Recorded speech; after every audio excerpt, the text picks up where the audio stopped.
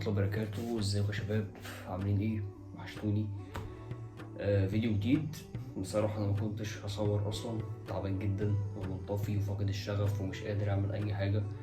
فالفيديو ده ما كنتش هصوره، ولكن افتكرت ان انا وعدتكم ان انا هعمل فيديو عن حاجة معينة. الفيديو اللي فات لو ما شفتوش روح شوفوا، بس اتفرج على الاول وبعدين شوف باقي الفيديوهات. افتكرت ان انا وعدتكم بفيديو فقلت انزل واصور واوفي بوعدي. فانا كده بعمل اللي عليا، جاي على نفسي قوي عشانكم، فاتمنى تعملوا اللي عليكم. كل اللي طالبه منك هو لايك على الفيديو ده، اشترك في القناه، تعمل شير للفيديو، تتفرج على الفيديو للاخر، وما تنساش تكتب في الكومنتات اتفرجت على الفيديو لحد الدقيقه كام. وزي ما احنا متعودين مش هنبدا اي فيديو من غير ما نبدا بالدعاء لاخواتنا، ربنا ينصرهم يا رب ويقدرهم على اللي هم فيه ويعينهم. ويا شباب انبه تاني على المقاطعه، قاطع ما تبقاش خنزير. ومش هطول في الكلام في الموضوع ده لان انت عارف وانا عارف وقلة الكلام احسن.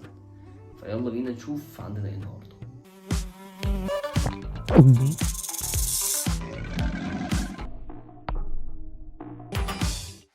احنا الفيديو اللي فات عملنا بيت الارقم الصحراوي تعبان وقاعد جوه اهو، تمام، وشفنا البوات.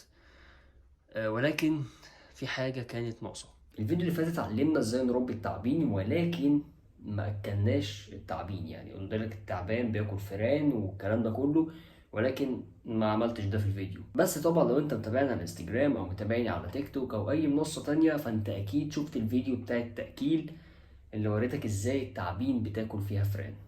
مش هوريهولك هنا، روح تابعني هناك وشوف الفيديو. ويلا بينا نكمل عندنا النهارده. المرة اللي فاتت وريتكم العلب دي. العلب دي بصراحة جامدة أوي أوي أوي، ورحت أجيب منها تاني لقيتها خلصت للأسف، فمستني المحل اللي أنا بجيبها منه يجيب تاني. هي فيها مشكلة واحدة بس، إن الغطا بتاعها مش بيقفل كويس، فعالجت الموضوع بقفل باللزق، يعني بطريقة كده ابتكرتها وإن شاء الله تمشي معانا يعني.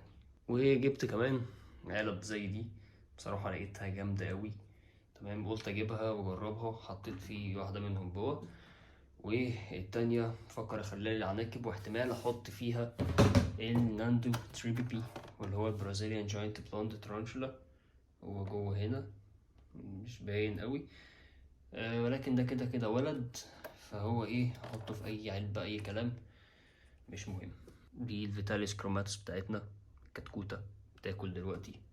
طبعا اكلت العناكب، ما صورتش ده لاني بجد كنت منطفي جدا، بس قلت لازم لما نحط العناكب الجديدة في العلب بتاعتها نصور ده فيديو. اللي جاهز معانا النهاردة ان احنا ننقله في العلب دي هما عنكبوتين، وفي تالت وفي رابع وفي حاجات كتير اصلا، لاني كنت هجيب علب زي ما قلت لكم، ولكن هنشوف ايه العنكبوتين دول دلوقتي. بس خلينا الاول ناخد العلب ونجهزها. بص يا سيدي، العلبة دي عملت لها قفل كده، لزق من هنا ولزق من الناحية التانية بحيث إن هي تبقى برضو ماسكة، فالموضوع في اللذاذة. وأول حاجة هنملاها كوكوبيت،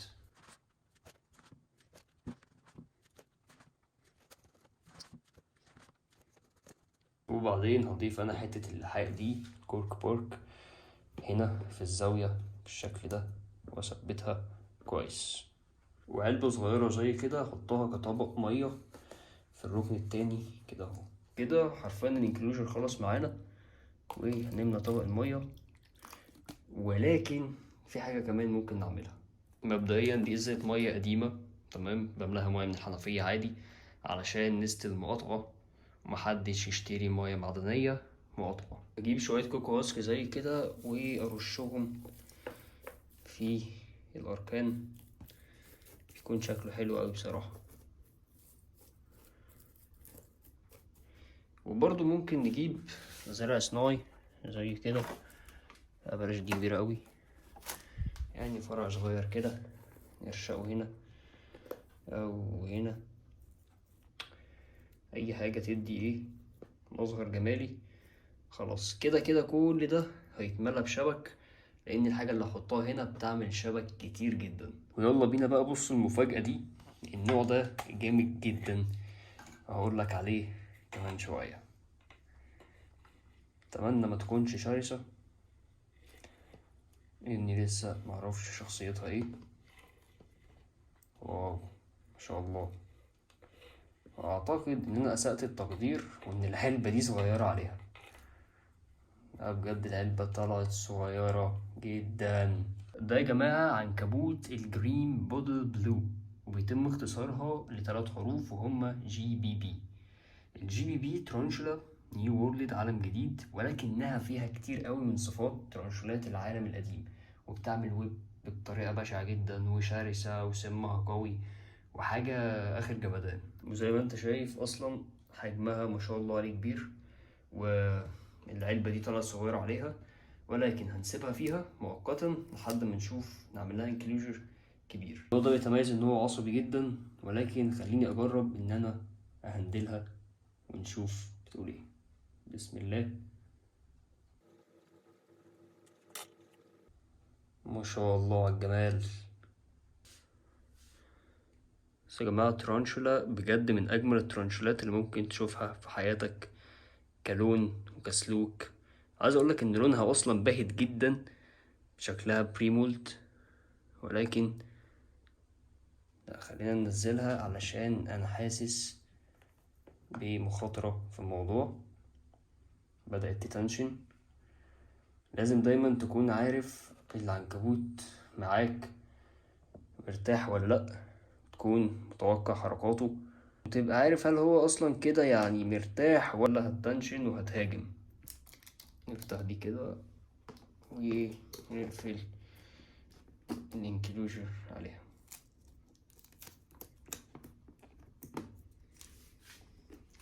خلينا بقى ايه نوسع مكان هنا كده وكده. خلي دول هنا. ناخد الكتكوتة نحطها هنا اهو. احلى حاجة في البتاع ده ان هو بيدخل كده وما بياخدش مكان، فهينفعني قوي واتمنى الاقي من العلبة دي تاني. خلينا بقى ناخد علبة كمان نحطها هنا، وزي اختها افتحي بقى، ده انتي رخمة اوي. نفتحها يلا نجهزها. وزي ما جهزنا التانية، اول حاجة كوكوبيت.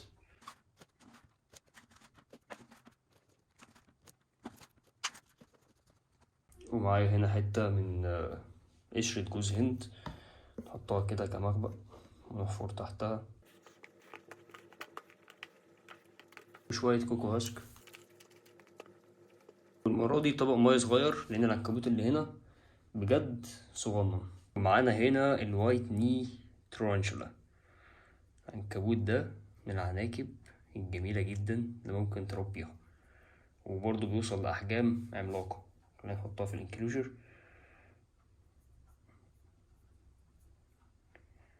والعنكبوتة دي اللي من الواضح قوي ان الانكلوجر مناسب ليها، زي ما انتم شايفين حجمه مناسب جدا. المخبأ عندها طبق المية، بس طبعا لسه ما مليناش مية، ولكن حاجة فل قوي.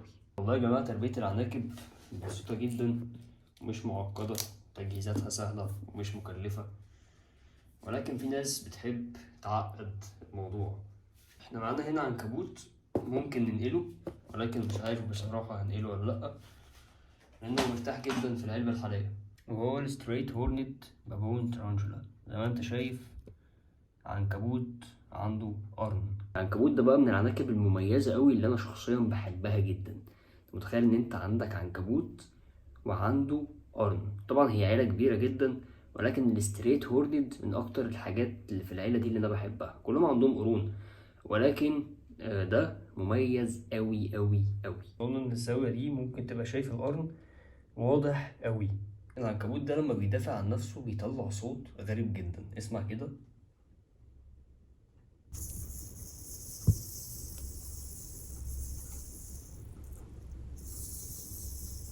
الصوت ده بينتج عن احتكاك انيابه ببعض، وانيابه بيبقى فيهم شعر، لما بيحتكوا ببعض كده بيطلع لك صوت خروشه. ولكن الشعر هو بما انه صغير، الصوت الخروشه ده بيكون ناعم، بتحس ان هو بيصفر. او انا بسمي الصوت ده هسهسه، يعني اعتقد ان ده الاسم المناسب للصوت اللي بيطلع منه. انا بصراحه بصور بالعافيه اصلا، ومش قادر اعمل اي انكليجرات تانية ولا بيوت لعناكب تانية، فخليه دلوقتي ونبقى ننقله في وقت تاني، القلب قفلت على مكانه، فنديله وقت تاني. ومعانا طبعا عناكب هنا، المفروض برضو الاتنين دول واللي تحت ده كمان يتحطوا في انكلوجرات زي دي. ولكن في هنا بريمولت، وده ولد ممكن ما نقلهوش اصلا. والعلب دي خلصت، ما عنديش غير واحده هنا تمام، ولسه لازم اجيب تاني. فاللي ناقصه دي لازم احط فيها حاجه مناسبه ليها، واحط فيها الهورند، ولكن مش دلوقتي علشان في ناس كتير سالتني على تربيه الترسه السلاحف المائيه. تعال اقول لكم هي بتاكل ايه او بنربيها ازاي. ببساطه هي بتاكل حشرات زي الميل ورم مثلا، او ممكن خنافس الميل ورم، بس انا بديها الخنافس اللي لسه طالعه، بيكون لونها ابيض زي ما انت شايف كده، وبتكون طريه قوي فبتقدر تاكلها. فتعال نشوف هتاكلها ازاي. انا لسه مأكلها من شويه اصلا، فهي لو اكلت دلوقتي هتبقى تفصى جدا. بدأت تطلع اهي. ابتديت تعارك معاها. سوري على الضحكه السخيفه اللي ضحكتها دي. هي اصلا شبعانه، ولكن هو اي اكل يجي قدامها مش مهم ولا.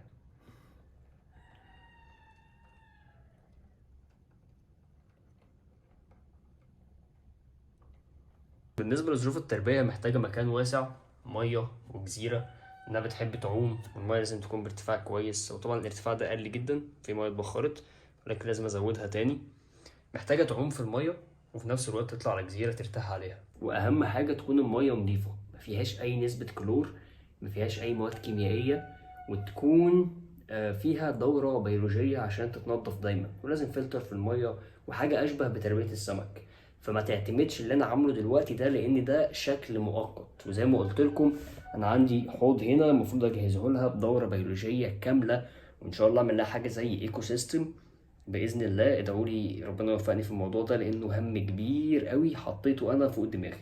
المهم انا عاوز رايكم في العلب الجديده والبيوت اللي احنا عملناها النهارده، وقولوا لي يعني ممكن نعمل ايه تاني. في حاجات كتير اصلا المفروض تتعمل، والحوض ده المفروض يتجهز لحاجه تانية، وانا حاطط جواه ابراس زي ما انتوا عارفين، المورش جيكو.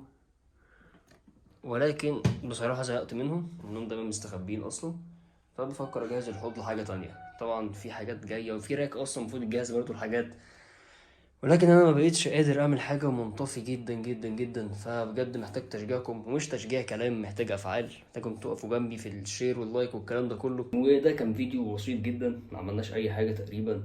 فلو كملت الفيديو لحد هنا ما تنساش تقول لي ان انت كملت لحد دقيقه كام، واعمل شير واعمل لايك واشترك في القناه، وزر الجرس فعله، ولو انت مفعله الغيه وفعله تاني، بحيث ان انت تعمل له ريفريش بس انا انزل الفيديو يجيلك نوتيفيكيشن على طول. وما تنساش تتابعني على باقي المنصات، انستجرام، تيك توك، فيسبوك. وبالمناسبه انا عملت صفحه فيسبوك جديده، تابعوني عليها، فكوكم من القديمه خلاص. هتلاقي اللينك تحت في الديسكريبشن، عليه كل حاجه، حتى سبايدر تاسك البيج اللي هي بتبيع العناكب وبتبيع المستلزمات، وهتلاقي فيها كل حاجه. وصحيح يوم الجمعه الجاي ان شاء الله في ايفنت سوبك اكسبو، مستنيكم كلكم هناك. انا عارف مين اللي جاي ومين مش جاي، خلاص التذاكر خلصت، فمستنيكم في الايفنت، وانا هعمل شغل جامد قوي. يلا سلام.